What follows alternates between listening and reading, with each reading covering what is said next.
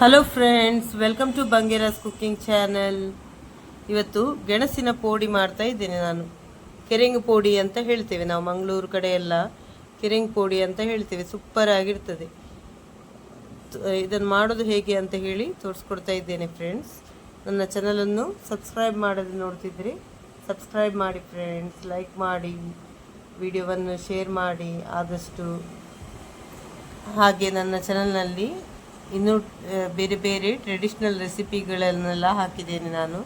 Mangalore traditional ರೆಸಿಪಿಗಳೆಲ್ಲ ಉಂಟು, check ಮಾಡಿ friends. ಈಗ ಹೇಗೆ ಮಾಡೋದು ಅಂತ ತೋರಿಸ್ಕೊಡ್ತಾ ಇದ್ದೀನಿ. ಕೆರೆಂಗು ಪೋಡಿ, ಗೆಣಸಿನ ಪೋಡಿ ನೋಡಿ. ಮೊದಲಿಗೆ ನಾನು ಒಂದು ಗೆಣಸು ತಗೊಂಡಿದ್ದೀನಿ ನೋಡಿ, ಚೆನ್ನಾಗಿ ತೊಳೆದು ಇಟ್ಕೊಂಡಿದ್ದೀನಿ. ಚೆನ್ನಾಗಿ ತೊಳಿಬೇಕು, ಮಣ್ಣೆಲ್ಲ ಇರ್ತದಲ್ಲ ಹೊರಗಡೆ, ಅದಕ್ಕಾಗಿ ಚೆನ್ನಾಗಿ ತೊಳೆದು ನೋಡಿ ಈ ಥರ ಸ್ಲೈಸ್ ಮಾಡ್ಕೊಳ್ಬೇಕು. ತೆಳ್ಳಗೆ ಮಾಡಿ ಕಟ್ ಮಾಡಬೇಕು ನೋಡಿ, ರೌಂಡ್ ರೌಂಡಾಗಿ. ತುಂಬ ತೆಳ್ಳಗೆ ಕೂಡ ಮಾಡ್ಕೊಳ್ಬೇಡಿ, ತುಂಬ ದಪ್ಪ ಕೂಡ ಮಾಡ್ಕೊಳ್ಬೇಡಿ, ಹದಾ ಸೈಜ್ನಲ್ಲಿ ಕಟ್ ಮಾಡಬೇಕು ನೋಡಿ. ರೌಂಡ್ ರೌಂಡಾಗಿ ಕಟ್ ಮಾಡ್ಕೊಳ್ತಾ ಇದ್ದೇನೆ ನಾನು ಇದನ್ನು. ತುಂಬ ಚೆನ್ನಾಗಿರ್ತದೆ ನೋಡಿ, ಇಷ್ಟು ತೆಳ್ಳಗೆ ಮಾಡಿ ಕಟ್ ಮಾಡಬೇಕು ನೋಡಿ. ಎಲ್ಲ ಕಟ್ ಮಾಡಿ ಇಟ್ಕೊಂಡಿದ್ದೀನಿ ನೋಡಿ ನಾನು. ಈ ಥರ ಕಟ್ ಮಾಡಿಕೊಳ್ಬೇಕು. ಇದಕ್ಕೆ ಬ್ಯಾಟರ್ ರೆಡಿ ಮಾಡುವ. ಈಗ ನಾವು ಇದಕ್ಕೆ ಹಿಟ್ಟು ಕಲಿಸ್ತಾ ಇದ್ದೇನೆ ನೋಡಿ. ನೋಡಿ ಇದಕ್ಕೆ ನಾನು ಇದು ದೊಡ್ಡ ಚಮಚದ ಅಳತೆಯಲ್ಲಿ ತಗೊಳ್ತಾ ಇದ್ದೇನೆ ನೋಡಿ. 3 ಚಮಚದಷ್ಟು ಮೈದಾ ಹಿಟ್ಟು ತಗೊಂಡಿದ್ದೇನೆ. ಇದಕ್ಕೆ 3 ಚಮಚದಷ್ಟು ಕಡಲೆ ಹಿಟ್ಟು ಹಾಕ್ಕೊಳ್ತಾ ಇದ್ದೇನೆ. ನೀವು ಕಪ್ಪಲ್ಲಿ ಜಾಸ್ತಿ ಪ್ರಮಾಣದಲ್ಲಿ ಮಾಡೋದಾದರೆ ಸಮ ಪ್ರಮಾಣ, ಈಗ 1 ಕಪ್ ಮೈದಾ ತಗೊಂಡ್ರೆ 1 ಕಪ್ ಕಡಲೆ ಹಿಟ್ಟು ತಗೊಂಡ್ರೆ ಆಯಿತು ನೋಡಿ. ನಾನು ಇದಕ್ಕೆ ಈಗ 1 ಚಮಚದಷ್ಟು ಅಕ್ಕಿ ಹಿಟ್ಟು ಹಾಕ್ಕೊಳ್ತಾ ಇದ್ದೀನಿ. ರುಚಿಗೆ ಬೇಕಾದಷ್ಟು ಉಪ್ಪು. ಅಕ್ಕಿ ಹಿಟ್ಟು ಹಾಕ್ಕೊಳ್ಳೋದ್ರಿಂದ ಕ್ರಿಸ್ಪಿಯಾಗಿ ಬರ್ತದೆ ಸ್ವಲ್ಪ, ಅದಕ್ಕಾಗಿ ಅಕ್ಕಿ ಹಿಟ್ಟು ಹಾಕ್ಕೊಳ್ಳೋದು. ಅಕ್ಕಿ ಹಿಟ್ಟು ತುಂಬ ಹಾಕ್ಕೊಳ್ಳಿಕ್ಕೇನಿಲ್ಲ, 1 ಚಮಚದಷ್ಟು ಹಾಕ್ಕೊಂಡ್ರೆ ಆಯಿತು. ಇದಕ್ಕೆ ನೀರು ಹಾಕಿ ಚೆನ್ನಾಗಿ ಕಲಿಸ್ತಾ ಇದ್ದೀರಿ. ಲಮ್ಸ್ ಇಲ್ಲದಾಗೆ ಚೆನ್ನಾಗಿ ಕಲಿಸ್ಬೇಕು. ನೀವು ಹಿಟ್ಟು ಎಷ್ಟು ಚೆನ್ನಾಗಿ ಕಲಿಸ್ತೀರಿ ಅಷ್ಟು ಚೆನ್ನಾಗಿ ಬರ್ತದೆ ನಿಮ್ಮ ಪೋಡಿ. ಗೆಣಸಿನ ಪೋಡಿ ತುಂಬ ಚೆನ್ನಾಗಿ ಆಗ್ತದೆ. ಸಂಜೆ ಚಾಕೆ ಎಲ್ಲ ಉಂಟಲ್ಲ, ತುಂಬ ಒಳ್ಳೆಯದಾಗ್ತದೆ ಇದು ಗೆಣಸಿನ ಪೋಡಿ.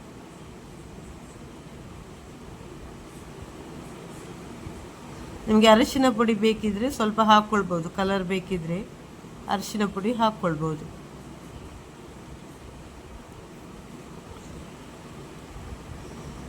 ಚೆನ್ನಾಗಿ ಕಲಿಸ್ತಾ ಇದ್ದೇನೆ ನೋಡಿ.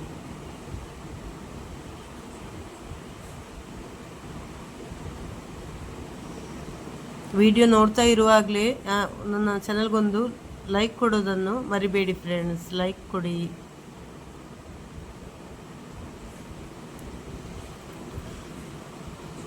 ನೋಡಿ ಚೆನ್ನಾಗಿ ಕಲಿಸ್ಕೊಂಡಿದ್ದೇನೆ ನೋಡಿ, ಎಷ್ಟು ಚೆನ್ನಾಗಿ ಬಂದಿದೆ ನೋಡಿ. ಬ್ಯಾಟರ್ ಈ ಥರ ಬರಬೇಕು ನೋಡಿ, ಒಂದೇ ಒಂದು ಗಂಟೆ ಇರಬಾರ್ದು, ಆ ಥರ ಚೆನ್ನಾಗಿ ಕಲಿಸ್ಬೇಕು.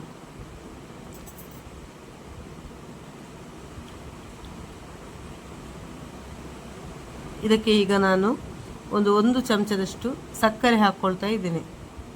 ಸಕ್ಕರೆ ಸ್ವಲ್ಪ ಹಾಕಿದರೆ ಉಂಟಲ್ಲ, ಅದು ಟೇಸ್ಟ್ ಚೆನ್ನಾಗಿ ಬರ್ತದೆ, ಬ್ಯಾಲೆನ್ಸ್ ಆಗ್ತದೆ ನೋಡಿ. ನಾನು ಸ್ವಲ್ಪ ಈನೋ ಕೂಡ ಹಾಕ್ಕೊಳ್ತಾ ಇದ್ದೀನಿ. ಈನೋ ಹಾಕೋದ್ರಿಂದ ನಿಮಗೆ ಚೆನ್ನಾಗಿ ಇದು ಉಬ್ಬಿ ಬರ್ತದೆ.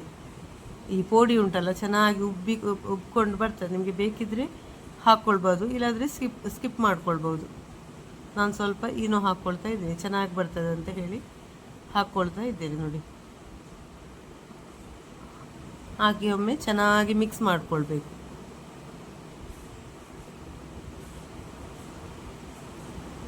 ನೋಡಿ ಈಗ ಒಂದು ಚಮಚದಷ್ಟು ನಾನು ಓಂ ಕಾಳು ಹಾಕ್ಕೊಳ್ತಾ ಇದ್ದೇನೆ.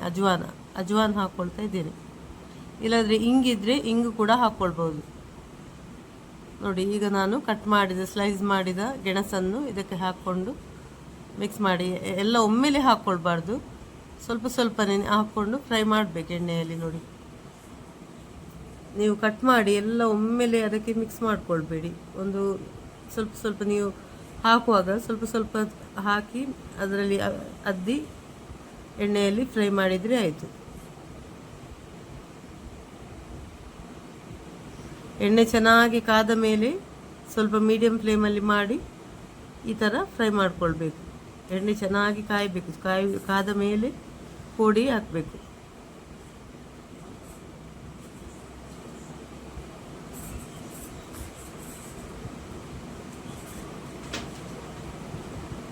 ಟ್ರೈ ಮಾಡಿ ಫ್ರೆಂಡ್ಸ್, ಈ ಥರ ಗೆಣಸಿನ ಪುಡಿ ಸಂಜೆ ಚಾಯಕ್ಕೆ ಎಲ್ಲ ಉಂಟಲ್ಲ, ತುಂಬ ಸೂಪರ್ ಆಗ್ತದೆ.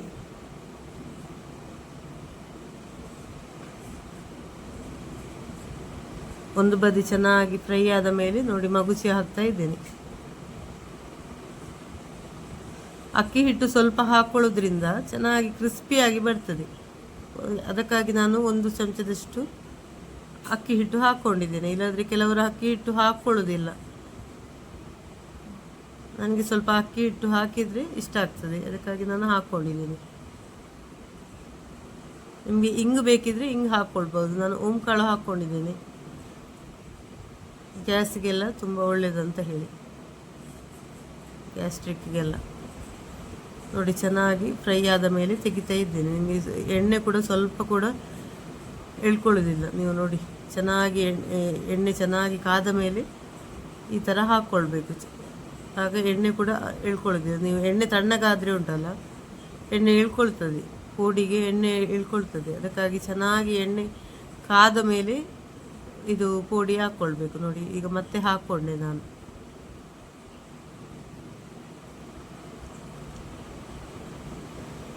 ಇದೇ ಥರ ಎಲ್ಲ ಫ್ರೈ ಮಾಡಿ ತೆಗಿಬೇಕು. ನೋಡಿ ಈಗ ಗೆಣಸಿನ ಪುಡಿ ರೆಡಿಯಾಗಿದೆ ಫ್ರೆಂಡ್ಸ್. ನೀವು ಮನೆಯಲ್ಲಿ ಟ್ರೈ ಮಾಡಿ ಹೇಗೆ ಆಗಿದೆ ಅಂತ ಹೇಳಿ ನನಗೆ ತಿಳಿಸಿ ಫ್ರೆಂಡ್ಸ್.